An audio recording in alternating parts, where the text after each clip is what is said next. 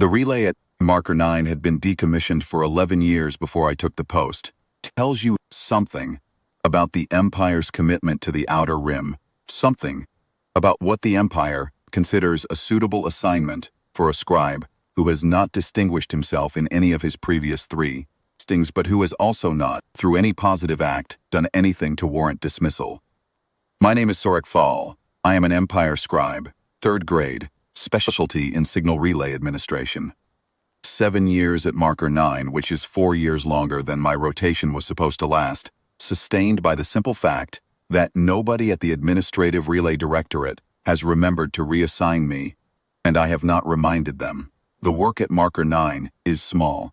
It is detailed. It requires a particular kind of attention, the kind that comes not from ambition but from the understanding that if you don't know your own systems, nobody does, because at a posting this far out, you are the only person who knows anything about your own systems. You are the manual, insofar as the manual fails, which is often. I thought I knew the systems. I had read the operations manual, Cycle 3 revision, in its entirety twice. I had serviced or arranged for the seeker of every piece of equipment in the station during my tenure. I had a long-range scope that worked reliably, and a secondary communications array that worked on its best days, and an interoperability transmitter that was listed in the equipment manifest as functional but inactive, and that I had never had reason to examine, because inactive was inactive, and there was no protocol requiring me to examine inactive equipment except at the 5-year audit, which I had completed 18 months ago, and at which the interoperability transmitter had registered as functional inactive, and I had marked it, and on. The interoperability transmitter was not, it turned out, inactive. The Indigo Talos distress burst came in at 0743 station clock. I was working my morning queue. 17 items, a standard count for that day of the week. The burst was item 8. According to Section 14 of the Operations Manual. Confirmed the emergency designation, posted the burst to the Heron Vess's routing queue, logged receipt and relay, and originating vessel identifier, and nature of emergency. The Heron Vess was the designated response vessel for this transit period. Its ETA from last logged position was 14 hours and 22 minutes. The Indigo Talo had 4 crew in the forward section, with 31 hours of air remaining after a hull rupture at the rear pressure manifold. Margin, adequate. I noted it and moved to item 9. 4 minutes later, the sub-queue notification appeared. It was in a receive buffer I had not known existed, associated with the interoperability transmitter. The buffer had generated a priority flag at the amber level, which in the station's system hierarchy meant not an emergency, but not routine. The header read, Relay Anchor 9, Earth Boundary Directorate, Incoming Transmission Priority Amber. I will describe my mental state accurately. I had no category for that header. I had heard of the Earth Boundary Directorate. I had never corresponded with it, never expected to, and had no basis for understanding why it would be contacting Marker 9 at 077 on a standard transit morning. I opened the transmission. Castwell Marin, Earth Boundary Transit Registry, Relay Anchor 9 response, acknowledging receipt, distress burst, vessel Indigo Tallow, life support compromised, crew of 4. Time of receipt at Anchor Relay Node, Cycle 3.987, Mark 7. Estimated intercept window from current position, 38 minutes at current transit velocity. Flagging prior held signal, distress burst, vessel Saren Bolt, hull decompression catastrophic, crew of 9, received at Relay Anchor 9, Earth Boundary Directorate Protocol, Cycle 3847.1, held per Standing Protocol 7, Section 2, pending claim by authorized representative of originating vessel, registering Empire, recognized successor entity, requesting confirmation. Is Relay Stations 9 operator an authorized representative of the Osavar Reach Empire, or recognized successor entity? The first number I assembled into meaning was 38 minutes, not 14 hours. 38 minutes, from a vessel I had not contacted, responding to a burst I had relayed through a frequency channel I had not known was active. The second number was 3.8471, which was a cycle designation 140 years ago. I searched the archive for the Saren Bolt. The archive at Marker 9 runs unbroken for 312 years. Every signal it has ever relayed, every transit it has ever logged, every status report it has ever generated. The Sarin Balt appeared in 63 seconds. Asavar Cargo Hauler, 4th District Guild, 9 crew. Lost with all hands in the Reach Outer Corridor, 140 years ago. Hull decompression catastrophic. Guild loss notation. Distress call transmitted on unspecified frequency. No response received. Next of kin notified. Cycle 3.851.7. File closed. No response received. Looked at the sub-Q header again. Received at Relay Anchor 9. Cycle 3847.1. Held per Standing Protocol 7, Section 2. Pending claim by authorized representative. The response had been received. It had been held. For 140 years, in a data hold inside my interoperability transmitter, in a sub-queue I had not known to open, while the guild marked the file closed, and the families were notified, and whatever remained of the Sarin Bolt drifted in the outer corridor. The Sarin Bolt's distress call had crossed a frequency that hit an anchor nobody at the station had known was active, and Earth had answered, and the answer had been sitting in the hold, waiting for an authorized representative to claim it, for 140 years. I confirmed I was the authorized station operator. I pressed transmit. The acknowledgement came back in 14 seconds. Confirmation accepted. Castwell Marin proceeding to Indigo Tallow coordinates. ETA now 36 minutes. Relay 9 operator. There additional vessels in distress in immediate sector? Are there additional vessels requiring assistance or relay support at this time? I confirmed there were no additional distress vessels. I asked whether the Castwell Marin was the nearest Earth response vessel, and whether other Earth vessels should be notified. Nearest available. Also only available. In this sector presently. Castwell Marin is a relay transit ship, standard configuration with outer corridor supplement. We will manage. If situation exceeds single vessel capacity, notify Relay 9 Anchor and we will escalate request. Created a new log folder called Anomalous Incoming and filed the exchange. Then I opened the Indigo Tallow channel. Marisol answered on the first call. She was running the kind of controlled voice that sounds flat and steady because all the other things the voice could be doing are being deliberately not done. Mirker 9. Haran Vesite. 14 hours and 13 minutes, current heading, I said. Marisol, I have to tell you about a complication. A short pause. Complication. A second response vessel has acknowledged your burst. The Haran Vess. An Earth vessel. Castwell Marin. Earth Boundary Transit Registry. ETA 36 minutes. The silence lasted 5 full seconds. 5 seconds is a long time on a distress channel with active crisis parameters. Earth, she said. Yes, we didn't hail Earth. No. I need to explain something about this station. I kept my voice even. It was easier than I expected. Working through something procedural, while everything else is unresolved, has always been a reflex for me. The interoperability transmitter has a secondary frequency table. I have not previously examined it in depth. There is an Earth relay anchor in that table. 140 years old, active, operating under an Earth Boundary Directorate protocol I was not aware of. When your distress burst went out on the guild emergency frequency, the transmitter matched it against the anchor's parameters and forwarded it to the Earth relay network automatically. This is the transmitter working as designed. I did not know the anchor was there. Marisol breathed. Could hear the life support hum behind her.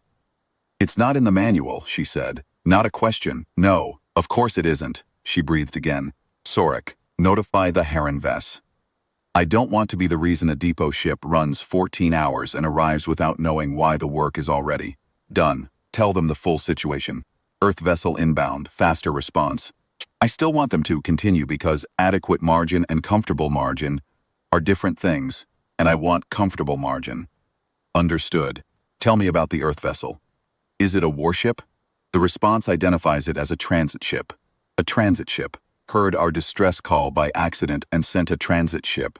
By protocol. The anchor is operating as designed. I paused. I'll notify the Haran Vess now. The Haran Vess route coordinator received the update in 4 minutes. She acknowledged the situation with the slightly compressed neutrality that efficient bureaucrats use when confronted with scenarios. Their forms do not cover. She confirmed the depot ship would maintain current heading and expected arrival time, unless Marker 9 notified them otherwise. I then opened a station-to-bridge channel with the Castwell Marin, which Oren Dahl had included in the acknowledgement as a contact address. Dahl was the bridge officer. I would not meet him in person and could not assess anything about him except the voice and the content of what he said, but in my experience those two things are usually sufficient. He asked me 3 questions before I had asked him anything. First, frequencies was I currently monitoring? Second, had I audited the secondary frequency table for other active anchor codes? Third, did the station log have a complete record of incoming signals for the past 150 years? Complete record from original commissioning, I said. Green and 12 years unbroken. Good. We'll need a segment of that log before we depart. With your authorization, the anchors receive log from cycle 3.847, 1 forward and the hold file contents. I authorized the log pull. It completed in 11 seconds. The hold file was larger than I expected. The anchor has been active for 140 years, Dahl said when I asked about the size. It logs everything that crosses its flag parameters. Most of it is routine, navigation pings, carrier beacons, guild route advisories, standard corridor traffic. The system logs by default. It doesn't filter by content. The Sarin Bolt's distress call is the only distress signal in the pre-Tode log. What happened when Earth received the Sarin Bolt signal? A short pause. The kind that means the question is being taken seriously, rather than just answered. Earth dispatched a vessel from the nearest boundary station, he said. I have the dispatch record in our own archive. The responding vessel tracked the signal origin. The anchor carries a coordinate flag and reached the Sarin Bolt's last position approximately 9 hours after the burst was transmitted. 9 hours. I ran the number against what I knew. Hull decompression catastrophic. 9 hours was not early enough. They found debris, I said. The hull had failed completely. The debris field was still localized, hadn't dispersed significantly. The responding vessel ran a full sweep, confirmed no survivors, logged the position and the condition of the wreckage, and transmitted its incident report back to the relay anchor. Paused. At that time, Marker 9 was in its first decommission cycle. No station operator. The incident report went into the hold because there was no one to receive it, and the protocol is to hold, not discard. Standing Protocol 7, Section 2. Hold until an authorized representative comes. Don't delete. Don't forward without a trigger. Wait, he paused again. Today was the trigger. I found the Sarin Bolt's approximate last position in the Guild historical transit charts. I noted it. Then I asked about the navigation marker. They placed one at the position, Dahl said. Standard boundary practice for unrecovered lost sites. Marker. Their own equipment. Rated 200-year operational. The last boundary survey passed through that corridor 11 months ago and confirmed it active. I ran that number. 140 years gone, 60 years remaining on the power cell. Beacon at the site of a wreck that the Guild's records listed as a cold transit lane with no notable features. One notable feature, still running. They placed it when there was no one left who needed it, I said. They placed it, Dahl said, for whoever might come looking later. I sat with that for a moment. Then I moved on, because the Castwell Marin was now 22 minutes from intercept, and I had items in my primary queue that were not going to clear themselves. On the long-range scope, the Castwell Marin resolved detail as it closed. Mid-sized transit freighter, wide central bay, forward bridge module, engine nacelles at a brace angle wider than standard transit specification, which implied thrust capacity in excess of what the hull mass would normally require. I noted this. Also so did the weapons system on the dorsal spine, present in the way that tools are present in a toolkit. Not displayed, not concealed, simply available. I flagged both observations in the log and kept my list of questions. The velocity match was precise. 4 minutes, clean deceleration curve, no overcorrection. The boarding bridge extended to the Indigo Talos emergency access port on the first try and held out adjustment. I timed the bridge extension. The pressure equalization confirmation came 3 minutes later. 2 of the Castwell Marin's crew went aboard within 8 minutes of arrival. Merritt Saul had left the emergency frequency open. What I heard was the kind of conversation that happens between two people working on a problem from opposite ends. Dense with specific numbers, nothing else. Show me the breach. Rear manifold, Sector 7. Seam here, 8 meters, running lateral across the plate junction. Did you apply? Guild standard emergency sealant. 2 passes. Reduced the bleed from critical to slow.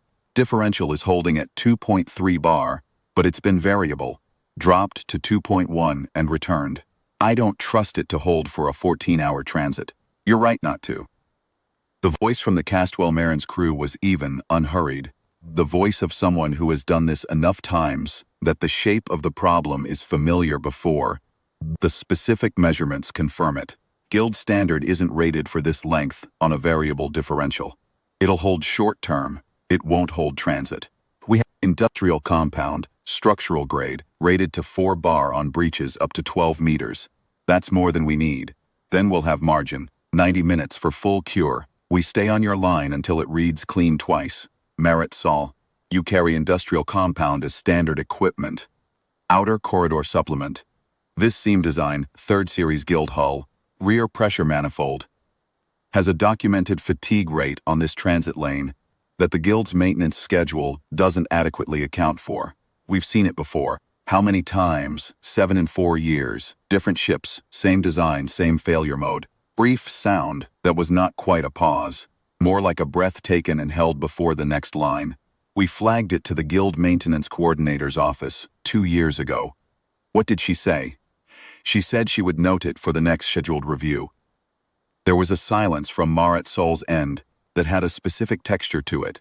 The silence of someone doing an accounting they had not expected to be doing. Drev, one of her cargo hands, said something from the background of the Indigo Tallow channel that I did not fully hear. Ossian said, "That's what I said." Trainee navigator, whose name I had not yet learned, said something shorter. The Castwell Marin's crew member said, "Put the probe here," and the conversation moved back into specifications. I noted the 7 prior incidents in my log and kept working. At the 40-minute mark of the compound application, Dahl came on the station channel again, with a question about the secondary frequency table. I told him 27 codes total, 3 Earth anchors. The other 24 I did not have decoder keys for. "We can send you the Earth anchor keys," he said. "The ones from the original Osavar Reach interoperability agreement. Other parties' keys we won't have, but ours, yes." The keys came through the sub-queue in 4 minutes. I ran them. 3 Earth anchors confirmed. The active marker 9 anchor. 1 keyed to a fully decommissioned inner reach station, inactive. Keyed to a way station on the Reach's northern transit lane, operational, as far as I knew. "The northern station," Dahl said. "Is it staffed?" "I believe so. Last administrative survey had it active. The operator there may not know about the anchor. The same situation you had this morning." A pause. "If the anchor is active, there may be a hold file. Years of logged traffic, possibly responses that were transmitted and held." I noted this and started drafting the discrepancy flag to the Boundary Directorate. Dahl gave me the advice about copying the Guild Emergency Coordinator's office. Not maintenance, emergency, because the anchor had directly affected a Guild vessel's emergency response today, and that gave me standing for a faster review cycle. I noted the advice and added it to the draft. "How long has the anchor been in that secondary table?" I asked. "The original installation, how far back?" "The interoperability agreement was signed 193 years ago," Dahl said. "The anchor would have been installed as part of the original configuration. Dates every manual revision you've had at this station since then by at least 60 years. 193 years. The station had been maintained by a succession of operators, through decommission and recommission cycles, through manual revisions that apparently never included the interoperability annex, and the anchor had been running the whole time. Logging traffic, holding responses, waiting for an authorized representative, who was, depending on the signal, somewhere between 140 years late and never arriving. I thought about the other 24 codes in the table, the ones for which I did not have keys. I thought about which civilizations had been parties to the Osavar Reach's interoperability agreement 193 years ago, and how many of them were still in active administrative contact with the Empire today. I opened the Boundary Directorate's Historical Records Index and started counting. The short answer was, not many. The Osavar Reach had been in formal interoperability contact with 14 other visualizations at the time of the agreement signing. 8 of those contacts had since lapsed. Trade route shifts, political reorganizations, communication infrastructure changes, the various ordinary reasons that administrative relationships end. Of those 8, could identify 6 of the 6 lapsed civilizations anchor codes in my table by cross-referencing the historical contact protocols with the non-codes Dahl's keys hadn't decoded. 6 anchor codes from civilizations no longer in active contact with the Empire. Potentially active, potentially holding responses that nobody had come to claim. I noted this in the discrepancy log. I noted it with considerably more emphasis than I had given to anything in the discrepancy log in 7 years. I used the open format supplemental and wrote 3 paragraphs on the question of what was sitting in hold files that nobody had ever tried to retrieve. At the 60-minute mark of the compound cure, Marit Saul asked about the weapons on the dorsal spine. "That's not a transit configuration," she said. The Caswell Marin crew member doing the hull work was up to his elbows in the pressure manifold housing, and it was a different voice that answered. The third member of the response team, whom I had not yet heard speak. "No, it isn't." "Why?" A pause of the careful kind. "Because the outer corridor is a long way from where anyone would respond promptly to a problem, and we run it regularly. There are complications out here that aren't hull failures. Vessels without guild registry. Opportunistic ones mostly. Occasionally more organized than that. You've had encounters. Twice in 4 years once.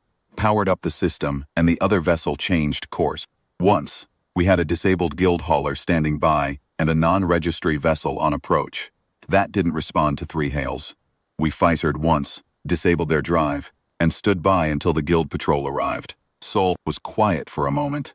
"The guild patrol. 6 hours. We stayed on the line with the hauler until they arrived." "You waited 6 hours." "We were already standing by." The voice was even. "It's the same as the hull work. You're there, the situation requires it, until the situation is resolved," Marit Saul said. "How many ships like you are running this corridor?" Another pause. "Earth runs several transit routes on the outer rim secondary lanes," the voice said. "Different ships on different assignments. I can't give you a count offhand. The routing office would know. A beat. It's not a secret. It's just that the secondary lanes don't have a lot of traffic from your side, so there haven't been many occasions for people to notice." "We haven't been looking," Marit Saul said. "No," the voice agreed. "You haven't. I noted that exchange in my personal log, not the official one. Sometimes the significant things happen in the second layer of a conversation, not the first." During the cure window, I also had a longer conversation with Dahl about what the original interoperability agreement had been designed to do. "The agreement was primarily a signal interoperability protocol," he said. "It was written during a period when the Osevar Reach and several other civilizations in the sector were establishing transit lane overlaps.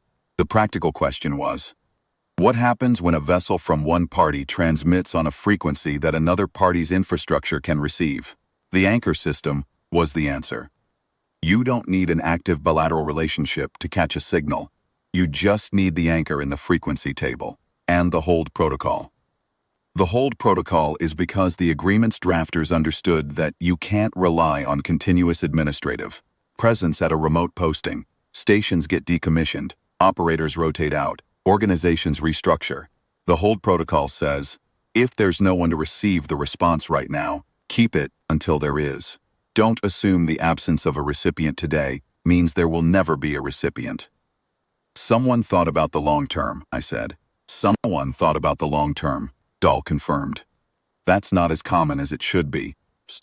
I thought about what it would have been like to be the person who wrote Standing Protocol 7, Section 2, to sit down with a document that was primarily about technical signal interoperability parameters and add a provision that essentially said, we know that some of these responses will be sent into a void, no operator at the station, no administrative contact maintained, no one checking the hold file. And we are going to build the system to hold those responses anyway, because the probability that someone will eventually come looking is not 0, and the cost of holding is lower than the cost of discarding. I thought about the responding vessel that had gone to the Serenbolt's last position 140 years ago. The captain, whoever it was, who had found a debris field and no survivors and made a decision about what to do next, filed the report, transmitted it to the anchor, placed the navigation marker, left knowing there was no one to receive the report, left knowing the station was unmanned and the marker would be sitting in an unmarked stretch of outer corridor, for however long it took for the power cell to run out, left anyway, because the protocol said to transmit, and because a later that came after a very long time was still a later worth pairing for. The compound cure completed at the 83-minute mark.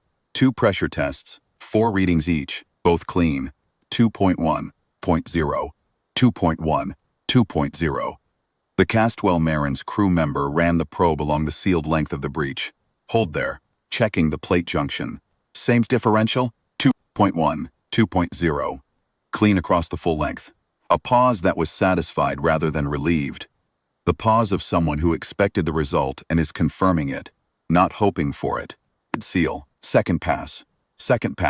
4 more readings, all within tolerance. Clean, pull the probe, Maritzol said. Pulling now. A mechanical sound. An equipment adjustment. Captain, don't stress the manifold before you've had the weld done at station. The compound will hold on a standard transit, but it's not a permanent repair. Understood. We mean it about the manifold, the crew member said, and there was, in that second statement, a gentle emphasis. Not quite humor, but not quite without it either. Tone of someone who has said this sentence enough times to know that the second iteration is what makes it land. Drev, in the background, said, "We understand about the manifold." And then, in a lower voice to the crew beside him, "We're going to hear about the manifold for the entire transit. You'll hear about the manifold until the weld is done," Ossian said. The trainee navigator said something I didn't fully catch.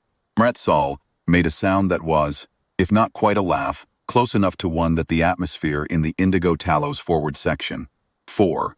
People who had been managing a hull crisis for the past several hours in a sealed compartment with limited air shifted perceptibly in the direction. Survival. I noted the timestamp. I have found in 7 years of relay work that the moments when people in crisis first sound like themselves again are worth marking. The boarding bridge retracted at 10:16 station clock. Before it fully closed, the Castwell Marin's crew transferred the data chip to the Indigo Talos external lock. Merit Sol confirmed receipt. "Is this?" Dal answered from the bridge channel. "The incident report from the Earth vessel that responded to the Sarin bolt," he said. "Complete relay record. Who dispatched what ship, when they reached the position, what they found, what the wreckage was in, the position of the navigation marker, and its registry number. Anyone who wants to locate it independently can query the boundary survey log with that number and get the confirmed current position." A pause. "There is also the captain's log entry from the responding vessel. The actual entry, at the position describing the debris field, the captain's own words." Maret Sol was quiet.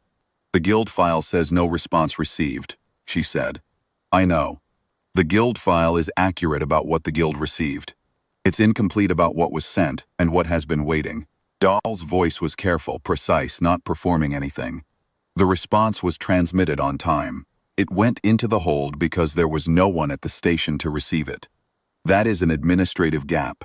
It is not a failure of the response." 9 people, Marit Sol said. 9. And Earth went 9 hours after the burst. They found debris, they marked the position. They filed the report and transmitted it to the anchor, and it has been there since. A pause. "We want you to have the accurate record, whatever you do with it." "I know what I'll do with it," Marit Sol said, in the quiet certain that people say things they have already decided. 4th District Guild keeps carrier rolls going back 300 years. The crew manifest for the Sarin Bolt will be in those rolls. Families, 4 generations on, there will be families, and they should have this. A pause. All of it. The captain's log entry. Position of the marker. The fact that somebody went. Dahl said, "That's exactly what it was for." There was a silence on the channel. That was not an absence of communication. It was the silence of 2 people who have arrived at the same understanding from very different directions. "And don't need to say anything else about." "Thank you," Marit Sol said, "for the hull work, for the air reserves, for this." A brief pause. for running this corridor. The corridor we run, Dell said. And then, after a beat, don't stress the manifold. Merritt Saul made a sound that was a laugh. The Castwell Marin confirmed departure at 10:23 station clock. I tracked it on the scope until it left range. 11 minutes, then nothing. The outer corridor quiet, the Indigo Tallow running its post-crisis checklist alone. 13 hours until the Heron Vess arrived. I processed my remaining queue items. I drafted the discrepancy log flag and added Dal's advice about the Guild Emergency Coordinator. I ran the historical records cross-reference on the non-Earth anchor codes and identified 6 of the 8 lapsed contact civilizations. I started a new folder in the station archive titled Interoperability Anchors. Secondary table, full audit.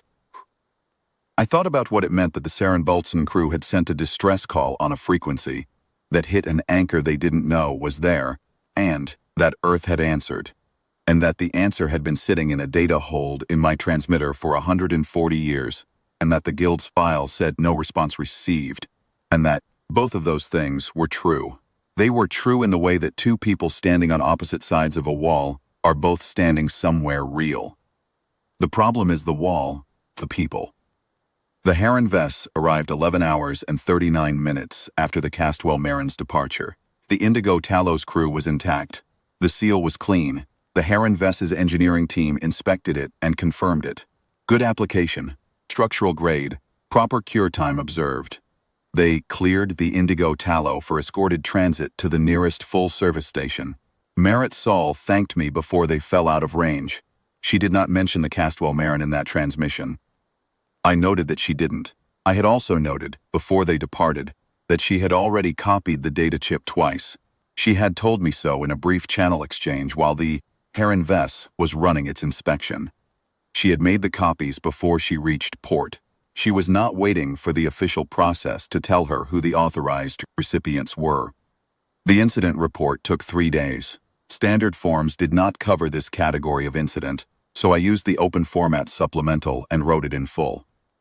I described everything: the interoperability transmitter, and the secondary oval, and the auto-forward, the Castwell Marin's response, the hull work and the air reserves and the data chip, the Sarond bolt and the 140-year hold and the navigation marker, the 3 Earth anchor codes, the 6 identified lapsed contact civilization codes, the evidence of regular Earth transit activity on the outer corridor secondary lanes.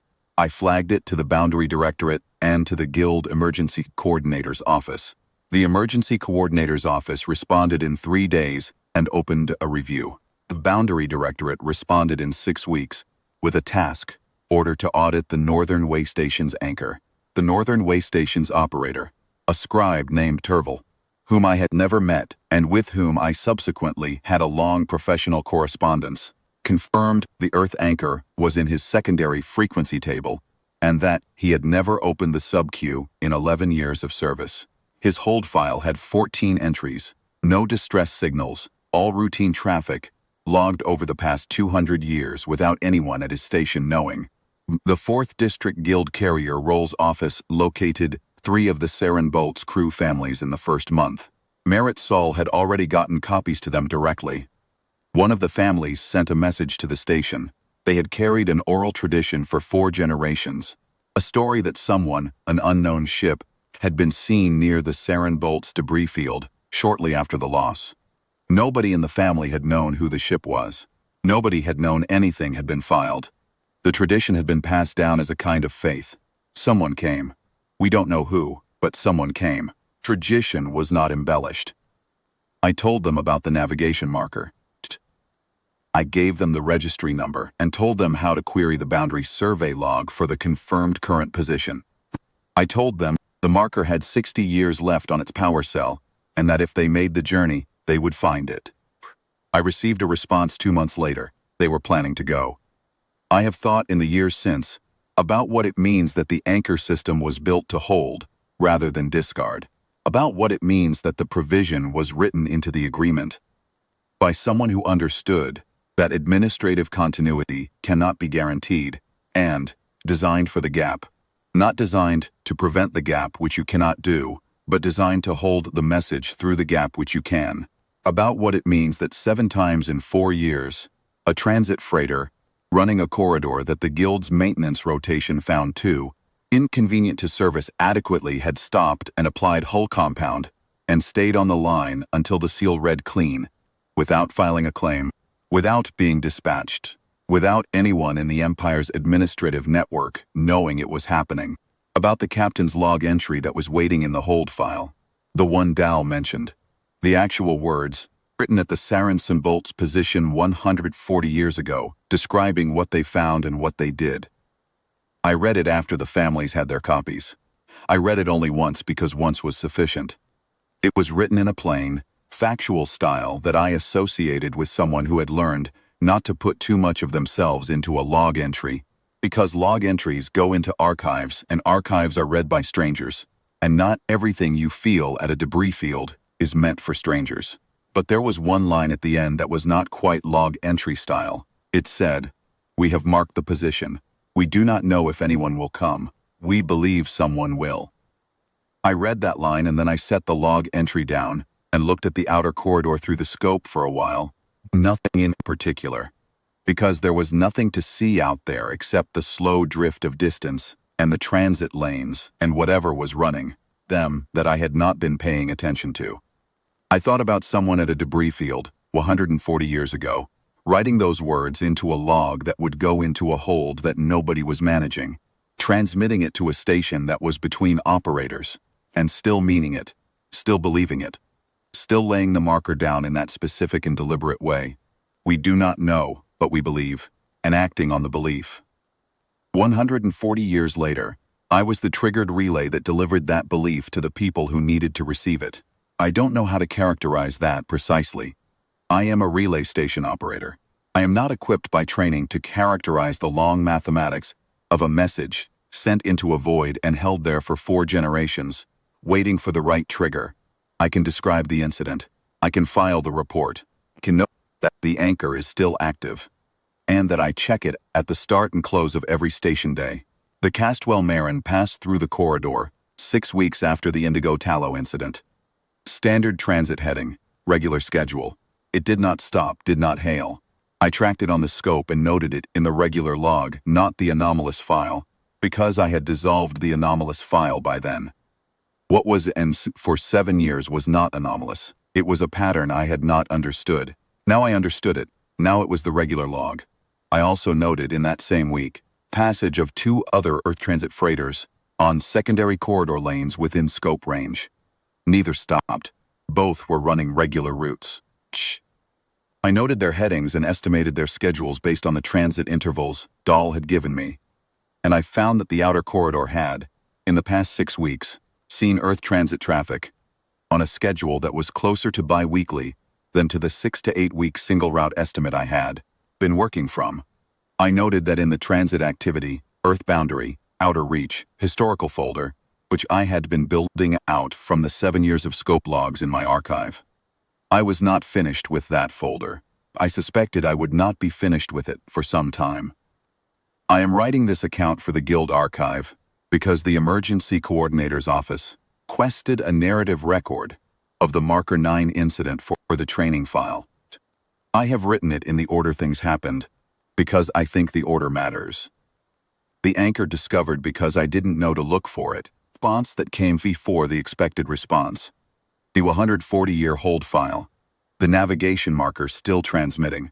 These things happened in this order because the system was built to work this way, quietly, in secondary tables and subhues, in the background of all the primary operations that got the attention. Holding, rather than discarding, waiting for the trigger to come. Trigger came. The response was already written. There is a section of the incident report that I have not yet described because it belongs to a different part of the account. Not the operational sequence, but what came after. In the weeks, when the relay logs were open on my second screen, and I was working through what I actually knew about Marker 9's history. The station had been commissioned 312 years ago as part of the Osevar Reach's original boundary infrastructure program.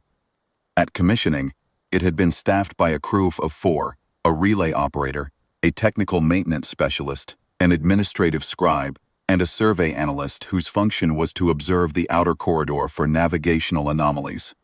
Within 40 years, the survey analyst position had been eliminated as a budget reduction. Within 70, the maintenance specialist position had been folded into the relay operator's duties. Within 120 years, the station had been placed into its first decommission cycle, with a single caretaker operator managing a reduced function set. The interoperability transmitter had been installed at original commissioning. The maintenance logs showed periodic calibration checks for the first 60 years.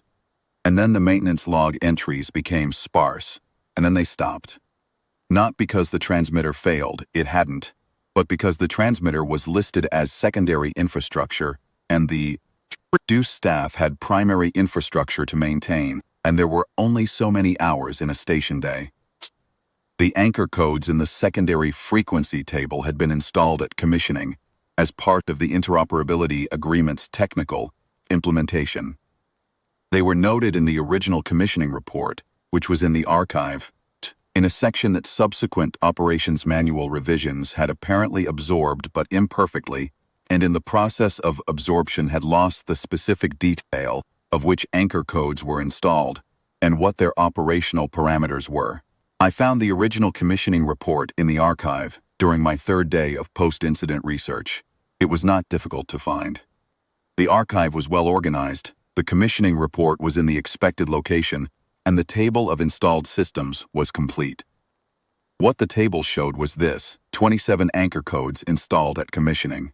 14 of those codes were listed as primary interoperability infrastructure for the 14 civilizations party to the Asavar Reach's original agreement. 13 were listed as secondary infrastructure for monitoring purposes: ambient signal logging, statistical traffic analysis, long-term pattern recognition. I read the secondary infrastructure description 3 times. Long-term pattern recognition. Someone had built the station to observe things that could only be recognized over long periods of time. I thought about what that meant. The outer corridor's secondary transit lanes did not have a lot of traffic in any given week. Over years, they had patterns. Regular routes, regular schedules, regular vessel types. The kind of patterns that a monitoring system logging ambient signal traffic for decades would be well positioned to identify. The kind of patterns that a single station operator doing primary relay functions would have no reason to look for unless did. I was being prompted now after 7 years, but the system had been looking for 312 years. I asked Dal about the secondary infrastructure codes when he passed through again. 6 weeks after the incident, I hailed the Castwell Marin on the station channel as it ran through scope range. Dal took the hail. I found the commissioning report, I said. There are 13 secondary monitoring codes in the table. Not just the earth anchors. I know, Dal said. We've been aware of the monitoring architecture for about 30 years. It's part of why we run the secondary lanes. The ambient signal environment here is in the archive. If anything significant happens on the outer rim, the archive has the long-term baseline to compare against. The Empire has not been maintaining that archive actively, I said. No, Dal said. The archive is still running, the data is there. A pause. We've found it useful. You use our archive. We access it through the interoperability anchor, with the same authorization under the agreement that covers the hold file access. It's all in the original document. Another pause, and I heard in it something that was not quite an apology and not quite a concession, but somewhere between the two. We flagged this to the Boundary Directorate 12 years ago, when we first formalized the outer corridor routes. We suggested they review the interoperability agreement's provisions for data sharing under the anchor system. We were told that the relevant administrative office would note it for the next review cycle. I sat with the specific symmetry of that for a moment. Had flagged the interoperability anchor system to the Boundary Directorate 12 years ago and been told it would be noted for review. Today, I was flagging it again with a live incident report attached, and the emergency coordinator's office had opened a review in 3 days. You should have told someone with more authority than a review cycle, I said. We told the party whose infrastructure it was, Dahl said.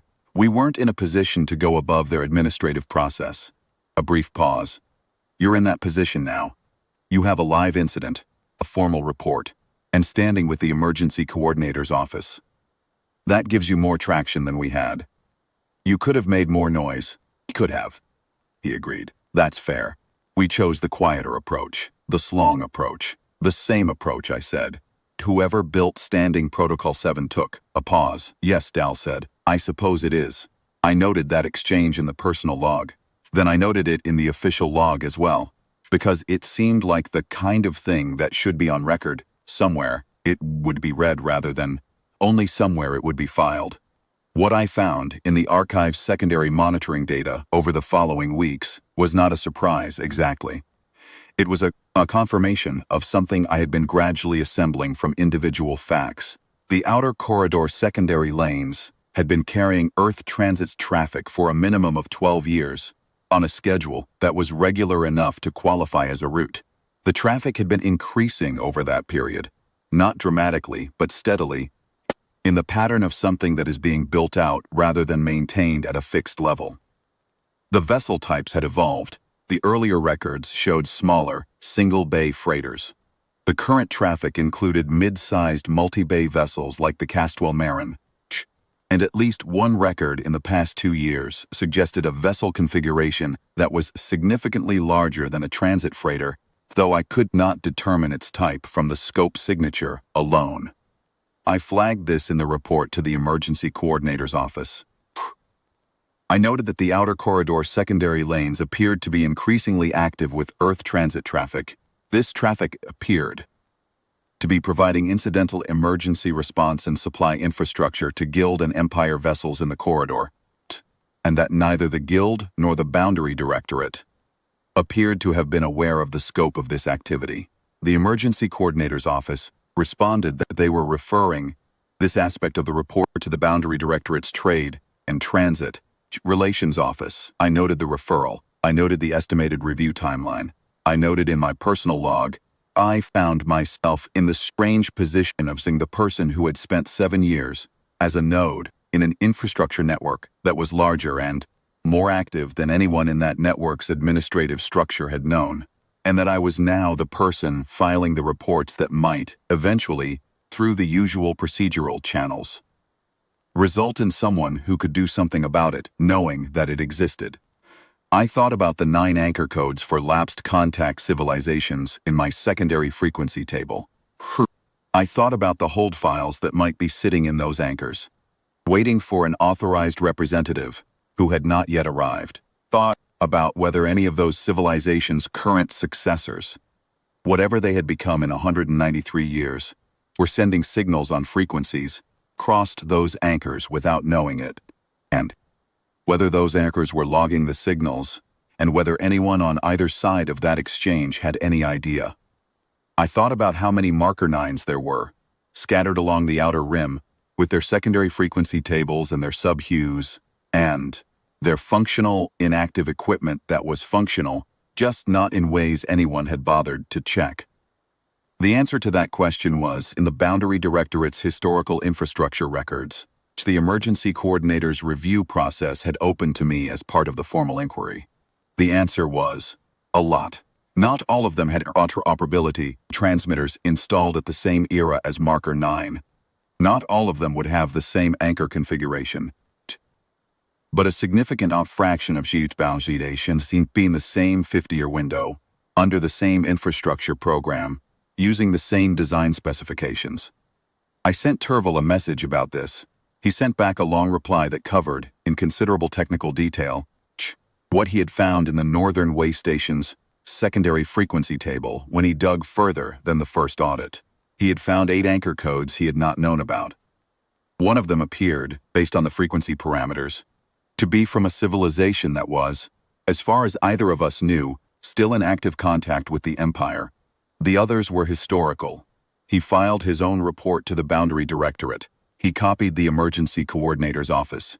He also copied me, which I appreciated, because it meant I was no longer the only Outer Rim station operator who had recently discovered that their functional inactive equipment was not inactive. I am including this section in the account because I think it is part of the incident, not the operational sequence. That was the Castwell Marin arriving, the hull work, the data chip, the families notified. but the larger context that the operational sequence opened up. The Indigo Talos burst was a trigger. The Caswell Marin's response was what happened when the trigger fired. But the trigger also revealed the mechanism, and the mechanism was something that had been running quietly for a very long time. And knowing about it was different from not knowing about it in ways that I was still mapping when I wrote this account. What I want to say, precisely as I can, is this. The Bolt's 9 crew sent a distress call on a frequency that hit an anchor they didn't know was there, and Earth answered, and Earth went, and Earth found wreckage, and Earth marked the position, and Earth filed a report, and none of that reached the Guild, or the families for 140 years because there was a wall in the way, and nobody on the Guild's side of the wall knew the wall was there. Today the wall has a door in it. I know where it is. I have flagged its location to the relevant offices. The relevant offices are in the process of understanding what that means. The door has been there the whole time. I had the keys in my equipment room for 7 years. Station Operator Sorik Val, Marker 9, Ossivar Reach Boundary. This additional section appended to Personal Archive, Cycle 3994.8, the anchor is on. Shh. There is one more thing in the incident record that I have not described, and I include it here because I think it belongs to the complete account. On the day after the Caswell Marin's departure, when I was working through the anchor's hold file for the formal report, I found an item I had not expected. It was not the Saren Bolt's distress call, which I had already reviewed and logged. It was earlier, 4 years before the Saren Bolt's burst, from a signal type I did not recognize immediately. I had to run it against the archive's historical format table before I could identify it. It was a memorial broadcast. Specifically, it was an Ossivar Guild custom from the period. A memorial signal that Guild families transmitted on the anniversary of a loss. A directional broadcast aimed at the last known position of a lost vessel. The Guild had traditions like this. I had read about them in the administrative history of the Carrier Rolls Office. I had never encountered one in a relay log because they were personal transmissions, not official ones, and Marker 9's primary systems didn't catch them, but the anchor had. 4 years before the Saren Bolt's burst, a family.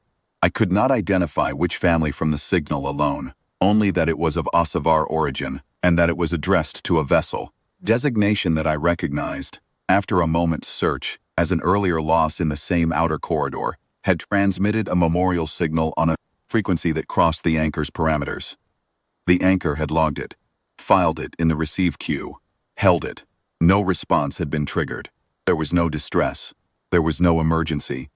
There was only a family transmitting into the outer corridor on the anniversary of a loss, and an anchor that heard the signal and held it and waited. I sat with that for a long time. I do not know whether the hold file contains a response to that memorial broadcast.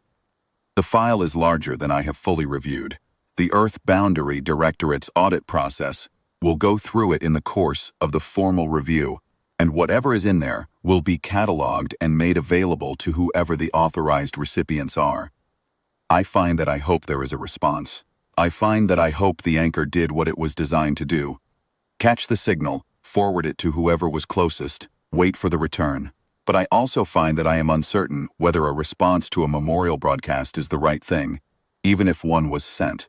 Grief is not a distress call. Person transmitting a memorial signal is not asking to be rescued. They are marking a loss. They are saying, I remember. They are saying, this happened here. They are saying, I have not forgotten. Maybe the right answer to that is not a ship. Maybe the right answer to that is simply the anchor still active, still listening. 193 years later, when the next signal crosses its parameters. Maybe the right answer is exactly what happened today. A trigger fires, and the response is ready. And the response includes a record that someone went, and the families can know. I filed my note on the memorial broadcast as an addendum to the incident report.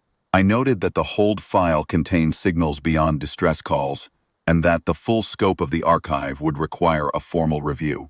I noted that the review should include consultation with the Carrier Rolls Office about how to handle responses to personal broadcasts from family, members of losses recorded in the Guild rolls.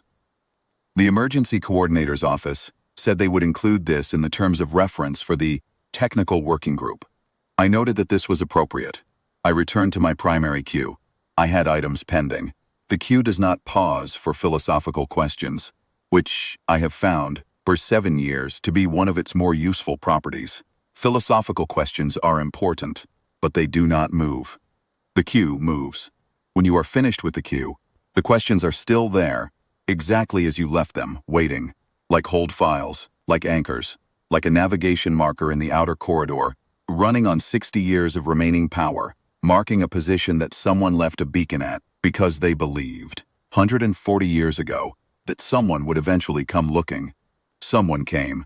The position was marked. The beacon is still on. I leave the anchor on. I check it every morning at station open, and every evening at close.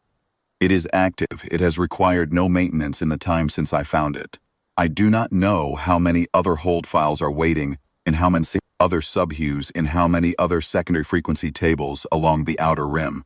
I know there are at least several. I believe there are more.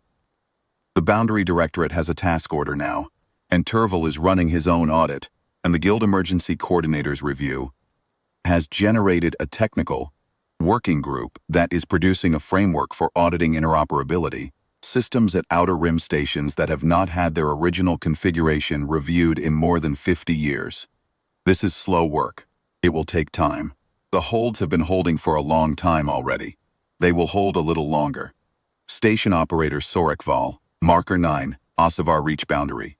Entry appended to Personal Archive and transmitted to Guild Archive, Cycle 39943. The anchor is on.